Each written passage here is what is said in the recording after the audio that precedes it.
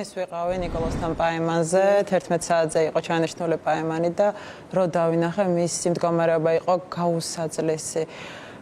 სახეზე ფერი საერთოდ არ ედო. ანუ იმ დონეზე გამხდარი იყო რომ ვკითხე რა გჭირს როგორ ხარ თქო 16 კილო მაქვს დაკლებული 2 დღის განმავლობაში დღეს დილიდან და გუშინო საღამოს წყალიც კი არ დამალევინესო ისეთ პირობებში იმყოფებოდა სრულიად მარტო არანაირი ტელევიზია არანაირი კომუნიკაცია იმყოფებოდა გაუსაძლეს პირობებში ასევე ეს მას შემდეგ რაც მან გამოაცხადა შიმშილობის შესახებ მას შემდეგ რაც მან გამოაცხადა მის მიმართ აი ესეთი მოპყრობა ხო სამაგალითოდ სჭიდნენ ნიკოლოს იმიტომ რომ სხვა მოშიმშილეებიც ვინაიდან არსებობენ აი მაგალითად რეზოც იყო ასევე მაგრამ მასთან ერთად არ ჩაუსვიათ საკანში, მხოლოდ მარტო იყო, მარტო ნიკოლოზე. დანარჩენი სხვები ყველანი იყვნენ გადანაწილებული სხვადასხვა საკნებში. და იცით რა მაინტერესებს, აი რამეს ეუბნებოდნენ, რომ აი შიმშილობის გამო ისჯებიან რაღაც თუ უბრალოდ ყველაფერი თვითონ ფაქტობრივი გარემოებები მიუთითებდა იმაზე, რომ შიმშილობის გამო დაიწყეს. თვითონ ფაქტობრივი გარემოებაც მიუთითებდა იმაზე, რომ მარტო ნიკოლოზზე ხდებოდა ესეთი ძალადობა, ასე ვთქვათ, რომ არანაირი კომუნიკაციის საშუალებაც კი არ მისცეს.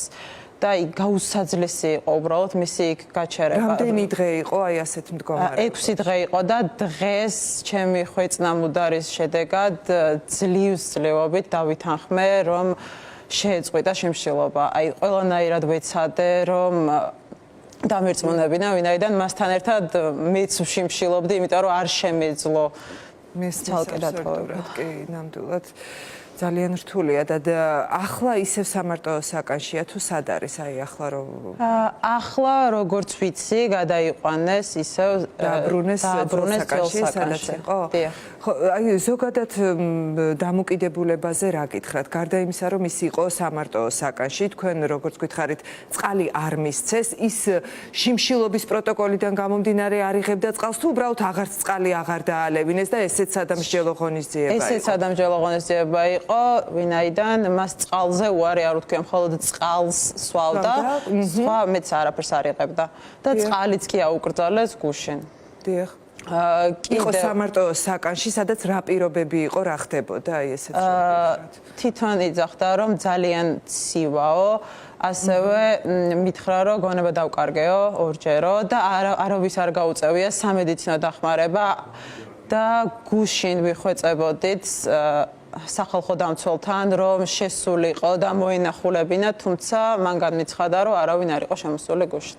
არავინ არ შესულა. არავინ არ შესულა, არანაირი სამედიცინო დახმარება არ გაუწევია. და თვითონვე მოვიდა გონებაზე, თვითონვე შემდეგ მოვიდა გონებაზე და განაგრძო ისე ყოფნა.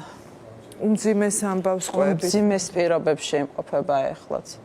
ანუ შევხედე, რომ დავინახე მისი სახე იმ დონეზე გამხდარი იყო და იმ დონეზე ცუდად იყო, რომ აი ფერი საერთოდ მწვანე იყო, აი ლურჯი, აი არ ვიცი, აი მოუხსნელი იყო ჩემთვის, ვერც გადმოვცემ სიტყვებით იმ დონეზე ცუდად ვიგრძენი თავი, ანუ მის მდგომარეობაში ვერავინ ვერ წარმომიდგენია.